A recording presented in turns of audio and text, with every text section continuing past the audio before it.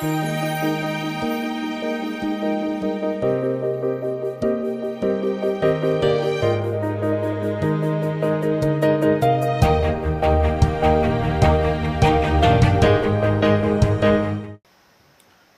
గ్రంథంలో నుంచి ఆదికాండం 19వ అధ్యాయం చూద్దాం. ఆదికాండం 19వ అధ్యాయం 11వ వచనం నుంచి.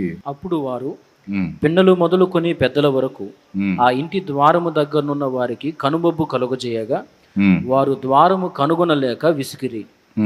అప్పుడు ఆ మనుషులు లోతుతో, ఇక్కడ నీకు మరి ఎవరున్నారు? నీ అల్లుని. అప్పుడు ఆ మనుషులు లోతుతో, ఇక్కడ నీకు మరి ఎవరున్నారు? నీ అల్లుని, నీ కుమారులను, నీ కుమార్తెలను ఈ ఊరిలో నీకు కలిగిన వారందరినీ వెలుపలికి తీసుకొని రమ్ము. మేము ఈ చోటు నాశనము చేయవచ్చితిమి. వారిని గూర్చిన మొర యెహోవా సన్నిధిలో గొప్పదాయను గనుక దాని నాశనము చేయుటకు యెహోవా మమ్మను పంపినని చెప్పగా, లోతు బయటికి వెళ్ళి తన కుమార్తెలను పెండ్లాడనయున్న తన అల్లులతో మాటలాడి, లెండి, ఈ చోటు విడిచిపెట్టి రండి, యెహోవా ఈ పట్టణమును నాశనము చేయబోచున్నాడని చెప్పెను. అయితే అతడు తన అల్లుల దృష్టికి ఎగతాళి చేయువాని వలె నుండెను. తెల్లవారునప్పుడు ఆ దూతలు లోతును త్వరపెట్టి, లెమ్ము, ఈ ఊరి శిక్షల్లో నశించిపోకుండా నీ భార్యను, ఇక్కడనున్న నీ 2 కుమార్తెలను తీసుకుని రమ్మని చెప్పిరి. అతడు తడువు చేసెను. అప్పుడు అతని మీద యెహోవా కనికరపరుట వలన ఆ మనుషులు అతని చేతిని, అతని భార్య చేతిని, అతని 2 కుమార్తెల చేతులను పట్టుకొని వెలుపలికి తీసుకుని వచ్చి ఆ ఊరి బయట నుంచిరి. దేవుని గొప్ప నామానికి మహిమ. ప్రభునందు ప్రియులారా, ఇప్పుడు మనం చదువుకున్న ఈ సన్నివేశం బైబిల్లో ఒక ప్రత్యేకమైన సన్నివేశం.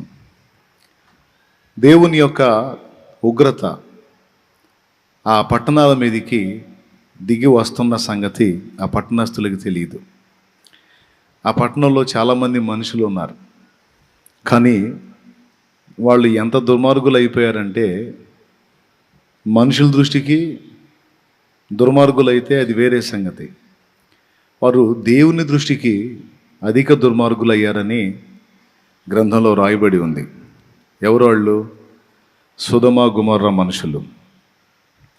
మొత్తం 5 పట్టణాలు: సొదొమ, గొమొర్రా, ఆద్మా, సెబోయిము, బెలా. 5. బెలా అన్న సోయర్ అన్న ఒకటే, ఒక చిన్న పట్టణం. వాటితో కలిపి మొత్తం 5 పట్టణాలు. వాళ్ళకి దేవుని భయం లేకుండా పోయింది. మనం కొన్నిసార్లు దుర్మార్గంలో అత్యధికంగా విచ్చలవిడిగా జీవించే వాళ్ళని చూసినప్పుడు మన హృదయంలో ఒక రకమైనటువంటి బాధ కలిగింది.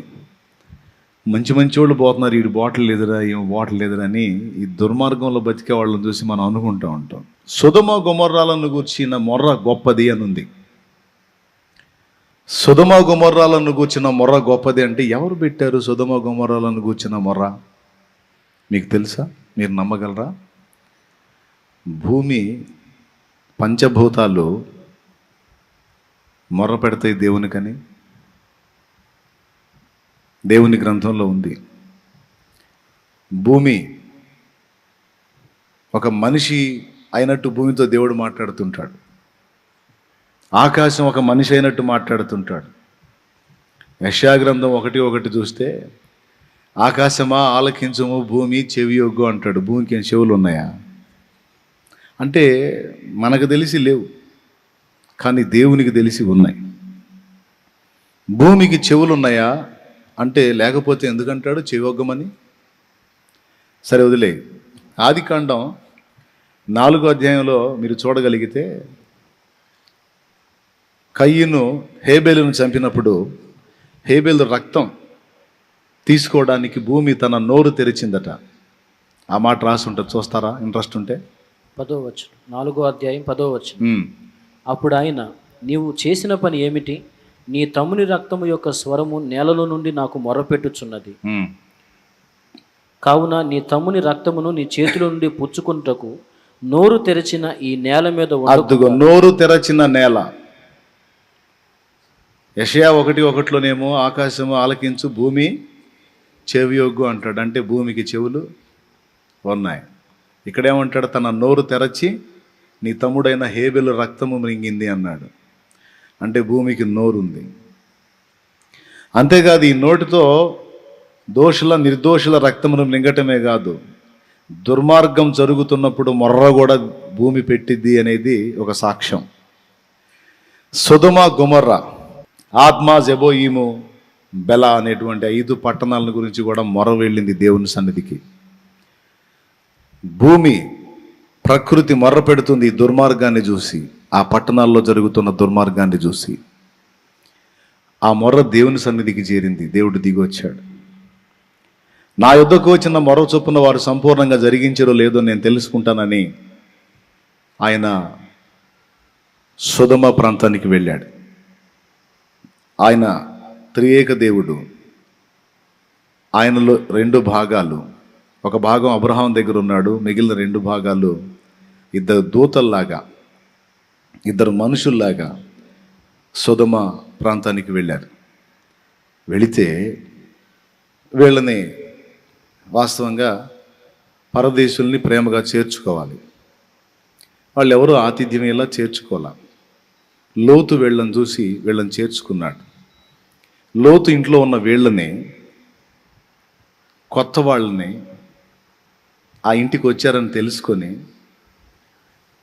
ఊరంతా కలిసి వచ్చారంటండి. ఎందుకు? లోతు ఇంటికి వచ్చిన వారిని బలాత్కారం చేయటానికి. బాలురు మొదలుకొని వృద్ధుల వరకు అందరూ కలిసి వచ్చారంట.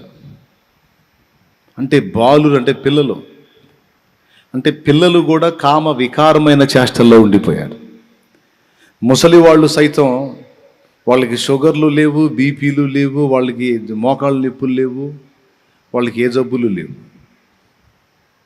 కాబట్టేగా కామ వికారంతో లోతు ఇంటికి వచ్చిన వాళ్ళు స్త్రీలా పురుషులా అన్న ఇంగితం కూడా లేకుండా, అంటే లింగభేదం లేకుండా విచ్చలవిడి లైంగిక పాపం, నిర్విచార సుఖస్థితి, వాళ్ళ ఇష్టం, వాళ్ళకి ఎవడు అడ్డు చెప్పేది లేదు. అట్లాగ అయిపోయింది వాళ్ళ జీవితం. అలాంటి పరిస్థితుల్లో ఉంటే ఇక దేవుడికి అర్థమైపోయింది. నా యుద్ధకు వచ్చిన మొర్ర చొప్పున వీళ్ళు సంపూర్ణంగా జరిగించారో లేదో అనుకున్నాను. బాగా పండింది, బాగా పక్వానికి వచ్చారు, ఇంకేళ్ళని బతకనీయకూడదు, వీళ్ళని చంపేయాల్సిందే, వీళ్ళని నాశనం చేయాలి. నాశనం చేసేటప్పుడు ఈ నాశనంలో మరి ఈ లోతు ఒకడు ఉన్నాడు. లోతు ఫ్యామిలీ. ఎవరు? అబ్రహాం సహోదరుడి కొడుకు లోతు. ఒకప్పుడు అబ్రహాంతో కలిసి ఉండేవాడు. ఇప్పుడు అబ్రహాం నుండి విడిపోయి సొదొమలో చేరాడు. ఫస్ట్ సొదొమ వెలపట గుడారం వేశాడు. ఇప్పుడు సొదొమ లోపల ఉంటున్నాడు. లాగేసింది సొదొమ.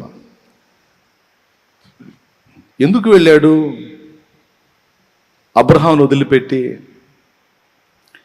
అసలు బయలుదేరినప్పుడు అబ్రహాంతో కలిసి బయలుదేరాడు. కలిసి ఆశీర్వదించబడ్డారు, విస్తరించారు. వాళ్ళు దేవుడు చెప్పినటువంటి కనాను ప్రాంతానికి వచ్చినప్పుడు విస్తారంగా ఆశీర్వదించబడ్డారు. ఆ ప్రదేశం పట్టజాలనంతగా వాళ్ళ పశు సంపద పెరిగిపోయింది. పశువుల మందలు ఎక్కువైపోయాయి. అలాంటి పరిస్థితుల్లో ఇంత ఆశీర్వాదం నాకు మరి పెద్ద అయిన వల్ల వచ్చింది కదా అని లోతు అనుకోలే. మందలు పెరిగిపోయి మేత సరిపోని పరిస్థితి వచ్చింది. అబ్రహాము మందలు పెరిగినాయి, లోతు మందలు పెరిగినాయి.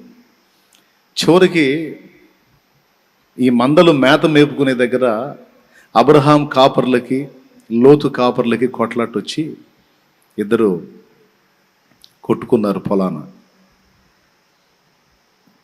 లోతు కాపర్లు వచ్చి లోతుకు చెప్పారు, అబ్రహాం కాపర్లు వచ్చి అబ్రహాంకు చెప్పారు. ఇట్లా జరిగింది, వాళ్ళు మన మందలకు అడ్డం తగిలి వాళ్ళ మందలు మేపుతున్నారు, మరి వాళ్ళ మందలను మేపితే మన మందల సంగతి ఏందని అట్లా చెప్పారు. అంతగా ఇదేం కాదులేని వదిలేశారు, చూసి చూడనట్టు. మళ్ళీ అదే సీన్ అవుతుంది, మళ్ళా అదే సీన్ అవుతుంది. చివరికి లోతు ఏమన్నా సరి చేసుకుంటాడేమో చిన్నోడు, ఆడి మందకాపర్లకు చెప్పుకుంటాడు, పెద్ద ఆయన మందల గడ్డ తగలకూడదురా, ఆయన లేకుండా మనం ఏడున్నాం అని ఏమన్నా చెప్పుకుంటాడేమో అని చూశాడు. చెప్పుకోకపోగా అడ్డు తగలండ్రా, ఎదిరించండ్రా అన్నట్టుగా కొట్లాట అయిపోయింది అక్కడ. చివరికి అబ్రహాం పిలిచాడు లోతుని, పిలిచి మన ఇద్దరం రక్త సంబంధులం రా, మన ఇద్దరి మధ్య కొట్లాట ఉండకూడదు, మనం పొరుగు ప్రాంతానికి వచ్చాం, మనం కలిసి ఉంటే ఇక్కడ వాళ్ళు మనం ఎదుగు రాకుండా మనం ఎదిరించగలుగుతాం, మనమే కొట్టుకు చేస్తే ఎట్లా, నీకన్నా బుద్ధి ఉండాలా నాకన్నా బుద్ధి ఉండాలా, నీకన్నా సిగ్గుండాలా నాకన్నా సిగ్గుండాలా, ఇద్దరం సిగ్గు వదిలేస్తే ఎట్లా, పద్ధతి కాదుగా. కాబట్టి ఈ దేశము నీ ఎదుట ఉన్నది, వెళ్ళు. నువ్వు తూర్పుకు పోతే నేను పడమరకు వెళ్తాను,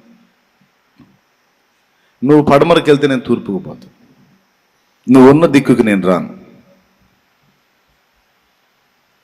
నీవు కోరుకో, ఏది కోరుకుంటావు అంటే ఈ డైలాగ్ కోసమే ఎదురు చూస్తున్నాను అన్నట్టు మారు మాట్లాడకుండా కనులెత్తి చూచి యోర్దాను తీర ప్రాంతం పచ్చగా యెహోవా తోట వలె ఉందట.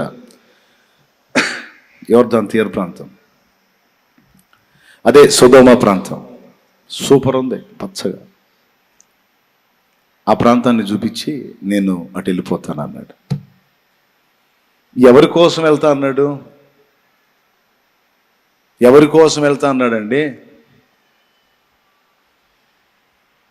తన కాపర్ల కోసం, తన మందల కోసం, తన కుటుంబం కోసం, తన కోసం వెళ్తానన్నాడు. పో, నువ్వు కోరుకున్న ప్రదేశానికి నువ్వు వెళ్ళిపో, నీకు అడ్డు తగలన పోమన్నాడు. సంతోషంగా వెళ్ళిపోయి ఎక్కడ చేరాడంటే శపించబడిన సొదొమలోకి చేరాడు. శాపగ్రస్తమైన ప్రదేశంలోకి వెళ్ళిపోయాడు. ఈ శాపగ్రస్తమైన వాటికి ఆకర్షణ ఎక్కువ.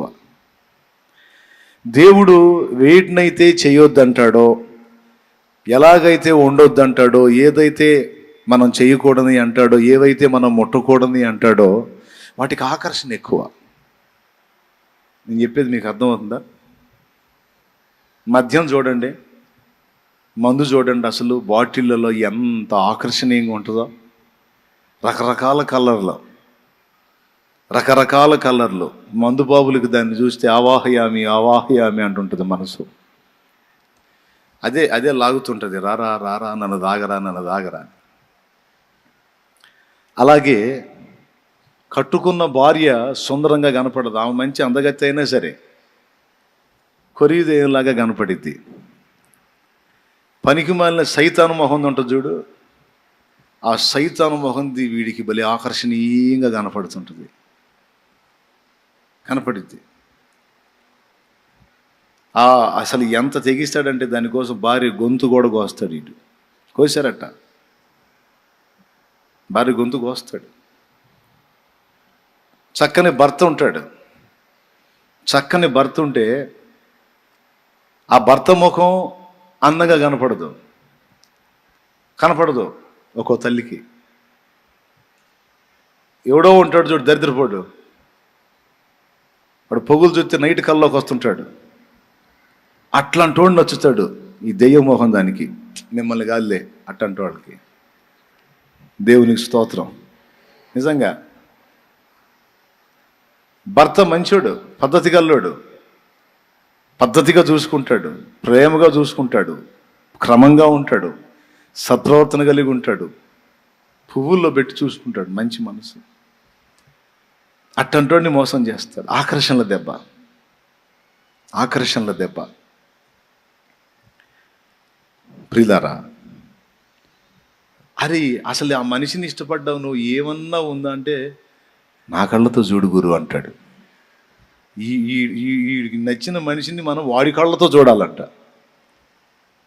ఏమండి అమ్మాయి, అసలు ఏమన్నా మనిషి జన్మెత్తావు నువ్వు, అసలు ఏంటి నీ ఆలోచన ఏంటి నీ అంటే, అసలు వాడు ఎట్లా నచ్చాడు, నీ భర్త, కాపురం, నీ పిల్లలు, నీ ఇల్లు, నీ సంసారం, నా కళ్ళతో చూడు. నిషిద్ధ ఫలాలకు ఆకర్షణ ఎక్కువ. ఏదైనా తోటలో ప్రాముఖ్యమైన 2 చెట్లు ఉన్నాయి, చెప్పగలరా? ప్రాముఖ్యమైన 2 చెట్లు ఉన్నాయి, చెప్పగలరా? నంబర్ 1 వేప చెట్టు, నెంబర్ 2 కొబ్బరి చెట్టు. 2 చెట్లు ఉన్నాయి ప్రాముఖ్యమైన చెట్లు. ఒకటి జీవవృక్ష ఫలాలు ఇచ్చే చెట్టు, 2 మంచి చెడ్డలో తెలియదు. ఈ రెండిట్లో ఆకర్షణ దేనికి ఉంది? ఏదొద్దన్నాడో అదే లాగింది అమ్మని. ఆవాహయామి ఆవాహయామి, దా దా దా అని. జీవవృక్ష ఫలం కాయలు కోసుకొని తినొచ్చుగా, మనకు దరిద్రం ఉండేది కాదు. ఇప్పుడైతే రేపు నాకు కనపడ్డప్పుడు చెబుతాను నేను ఆ పని. బ్యాడికి పోయి ఆడ ఉంటుందిగా, ఉండదు? మనకందరికీ చనువు ఉంది, మొత్తానికి మూలం ఆమెగా. మామిడికి పెట్టి బాధాలు 2 దెబ్బలు కొట్టాలి. పనికి మళ్ళీ ఆ కాయ తినకపోతే, ఆ పండు తినకపోతే జీవవృక్ష ఫలం కోసుకొని తినొచ్చుగా, నష్టపోతానా అంటే ఏముంటుంది? ఒరే నష్టపోడా, ఆ జీవవృక్ష ఫలానికి అంత ఆకర్షణ లేదా? ఈ మంచి చెడులు తెలినిచ్చే ఫలం ఉంది చూసా, అస్సలు నువ్వు చూస్తే నాకంటే స్పీడ్గా పోయి తినేవాడి అంటదేమో. నిషిద్ధ ఫలాలకు ఆకర్షణలు ఎక్కువ. మనం ఏదైతే దేవుడు వద్దని చెప్పాడో వాటికి ఆకర్షణ ఎక్కువ. గుర్తుపెట్టుకోవాలి, గుండెల్లో భయం కలిగి ఉండాలి. ఇప్పుడు లోకపు పోకడలొద్దు, పద్ధతిగా ఉండండి, మనుషుల్లాగా ఉండండి, సంసారుల్లాగా ఉండండి అని మనం చెప్పామనుకో, నచ్చదు. లోకంలో ఆకర్షణల కోసం పరిగెత్తున్నారు చూడు, విపరీతమైన సోకులు చేసుకుంటా చండాలంగా. ఎంత ఆకర్షణ అంటే అట్లాంటి ప్రసంగాలన్నా కూడా నచ్చింది. ఏం పర్లా, మనం ఉన్న ప్రకారం ఉండొచ్చు, మనం ఎంత డెకరేట్ అయినా ఇబ్బంది లేదు. ఈ శరీరం నశ్వరమైంది, ఇది ఎంత కూడా వేస్ట్, ఇది పెద్ద లెక్కలోది కాదు, ఏం కాదు. ఈ శరీరం ఉన్నప్పుడు మరి తప్పదు అంటే, అబ్బా ఏం చెప్పాడు అయ్యగారు అంటే. పనికి మాలిందానా, నీ భర్త కళ్ళను ఆకర్షించడానికి నీ భర్త ఎదుట నీ సౌందర్య ప్రదర్శన ఉండాలి. పరులు చూచినట్లు నీవు సౌందర్య ప్రదర్శన చేయకూడదు, అర్ధనగ్నంగా ఉండకూడదు. ఇతరులను ఆకర్షించడానికి నువ్వు హడావుడి చేయకూడదు అని చెబితే నచ్చదు. ఇంకోసారి అడిగి రానమ్మా నేను, ఏంది అసలేంది అట్ట మాట్లాడుతున్నాడు, ఏంది అసలుకే, అబ్బే మరి ఎట్ట మాట్లాడాలి? నిజంగా బైబిల్ చెప్పింది అదే. దైవభక్తి గలవారమని చెప్పుకున్న స్త్రీలకు తగినట్టుగా సత్క్రియల చేత మిమ్మల్ని మీరు అలంకరించుకోండి అని వాక్యం చెప్పింది. తగుమాత్రపు వస్త్రముల చేత అంటే దేహమంతా కప్పునట్టు వస్త్రం చూసుకోండమ్మా. బంగారములతోనైనా జడలతోనైనా మిగుల వెలగల వస్త్రములతోనైనా అలంకరించుకొనక సత్క్రియల చేత మిమ్మల్ని మీరు అలంకరించుకోండి. మీ భర్తల ఎదుట మీరు జాగ్రత్తగా ఆకర్షణీయంగా ఉండండి, కానీ పరుల ముందుకు పోయేటప్పుడు నిన్ను చూసి భక్తురాలు, భక్తి కలిగిన అమ్మాయి, భక్తి కలిగిన అబ్బాయి అన్నట్టుగా మీరు మీ మీ మీ క్రియలు జాగ్రత్తగా దిద్దుకోండి, మీ అవతారాలు కూడా జాగ్రత్త చేసుకోండి అని వాక్యం చెప్తాం. ఇది నచ్చిద్దా? వాక్యానికి పూర్తి రివర్స్ అండి. ఇంట్లో ఉన్నప్పుడేమో కొరివిదయాల్లాగా ఉంటారు. మిమ్మల్ని కాదులే, కొంతమందిని గురించి. ఇంట్లో ఉన్నప్పుడు ఆ అవతారాలు చూస్తే భయంకరంగా ఉంటారు. ఆ వేషాలన్నీ వేస్తారు ఇంట్లో. ఈ జుట్లు లాగి కట్టి ఈ విపరీతమైన రాక్షసాకారాలన్నీ ఉంటాయి ఇంట్లో. అదే బయటికి ఏదన్నా మ్యారేజ్ ప్రోగ్రామ్ అని, ఏదన్నా హడావుడి ప్రోగ్రామ్ అని చెప్పు, రెడీగా మ్యారేజ్కి వెళ్దాం, బయటికి వెళ్ళి వస్తాను నేను అని అట్లా బయటికి వెళ్ళి వచ్చి ఇంటికి వచ్చి భర్త చూసి మా ఇంటికి వచ్చానా పక్కింటికి వచ్చానా అనుకోవాలా. అంత హడావుడిగా రెడీ అయిపోతారు. అదురుపోతాడు, మా మనిషేనా ఈ మనిషి, ఈ మనిషి అయినా రోజు నేను చూసే మనిషిని. బయటికి వెళ్ళి లోకులు కనపడేటప్పుడేమో అట్టహాసంగా తయారవుతుంటివి, ఆకర్షించాల్సిన భర్త కళ్ళ ముందేమో కొరిగిదేలాగుంటివి. ఏం చేయాలి తల్లి నిన్ను? ఎట్లా నువ్వు బుద్ధి తెచ్చుకునేది? అంటే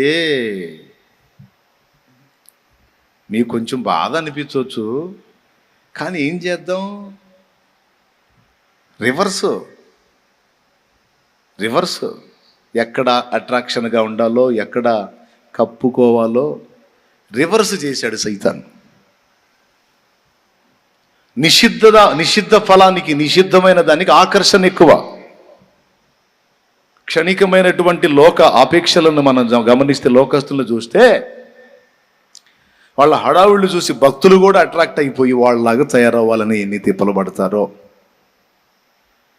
నాకు తెలిసిన ఒక సోదరు ఉంది, అదేదో స్కిన్ లైట్ అంట. అంతకుముందు నల్లగా ఉండేది కాస్త, కొంచెం రంగు తక్కువైనా ముక్కు ముఖం ఒక పద్ధతి, ఒక శుభ్రం, ఒక విధంగా ఉండేది. అదేందో రాసుకుంది, పూసిన కాడ పూసి మనిషి ఎర్రగా ఇక సేమ పందిలాగా తయారైంది ముఖం. సరే తయారైంది, ఇక నాబోటి ప్రసంగాలు చేస్తుంటాడుగా ఇట్లాగా డైరెక్ట్గా వాతలో. ఎక్కడో పాప విని ఇక అది పోయటం ఆపింది. ఆపిన తర్వాత ఎట్టయిపోయింది తెలుసా? మొత్తం మొహం పేడు కట్టినట్టు నల్లగా అయిపోయింది, మచ్చలు, పెద్ద మచ్చలు. దాన్ని అనవసరంగా పూసుకొని, అంతకుముందన్నా కాస్త చావన్ సాయిగా పద్ధతిగా ఉండేది, అది పూసి మరి ఇక మంట పుట్టి ఇక ముఖం చెడిపోతుందని ఆపిందో, లేకపోతే క్యాన్సర్ వచ్చిందని రిపోర్ట్ చూసి ఆపిందో, లేకపోతే నాబోటి ప్రసంగం విని ఆపిందో. ఆపిన కాడ నుంచి ముఖం ఇంకా తెప్పాళాలకు కట్టిద్ది, నల్లగా మాడు చెక్క పేడు అట్లా గట్టి. ఇప్పుడు ఆ ముఖం బయట పెట్టాలంటే ఇబ్బంది అయిపోయింది. ఇప్పుడు అది రాయకపోతే ఒక సావు, రాస్తే ఇంకో సావు. నాకు తెలిసింది ఇంకొక ఉంది పాప, న్యూస్లో కూడా వేశారు. చక్కని ముఖం, బ్యూటీ పార్లర్కు పోయింది, వాళ్ళు ఏదో ఒకటి పూసారు. పూసేసరికి ముఖం అంతా ఇక చూడు, ఇక పూరి పొంగిది చూడు. పూరి అండి, బాగా నూనెలో పూరి పొంగి ఆ మనిషి చచ్చిపోయే పరిస్థితికి వెళ్ళిపోయింది. బ్యూటీ పార్లర్ వాళ్ళ మీద కేసు పెట్టి ఏం చేస్తారు? ఎందుకు కేసు పెడితే ఫైన్ అటు తేడా పడ్డామండి, అది కంపెనీ వాడు చేసిన పని, వాడు ఆ మందు అలాంటిది ఇచ్చాడు, మరి మేమేమో పూసాము టైప్. ఇప్పుడు ఇట్లా కాదు, ఇట్లా కొంచెం పద్ధతులు మార్చుకొని కాస్త జాగ్రత్త, దైవభక్తి గలవారమని చెప్పుకునేటట్టు, లోకస్తులు మనల్ని చూసినప్పుడు గౌరవనీయంగా 2 చేతులు ఎత్తి అమ్మా వందనాలు అని చెప్పేటట్టు నువ్వు కొంచెం జాగ్రత్తగా ఉండమ్మా అన్న మాట ఆకర్షణీయంగా ఉంటుందా? ఏం పర్వాలేదు పిల్లారా, ఏం పర్వాలా, మనం రాజకుమార్తెలం, రాజకుమారులం, ఏం కాదు,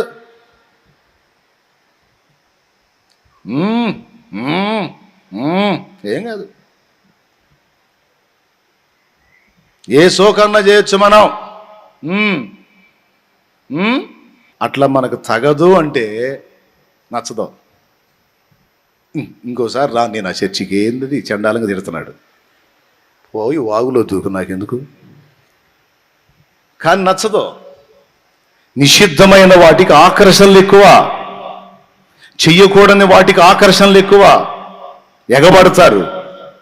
దేవుని వాక్యం చెబుతుంది, జీవవృక్ష ఫలానికి అంత ఆకర్షణ లేదు, కానీ అది తింటే నిరంతరం జీవిస్తాడు.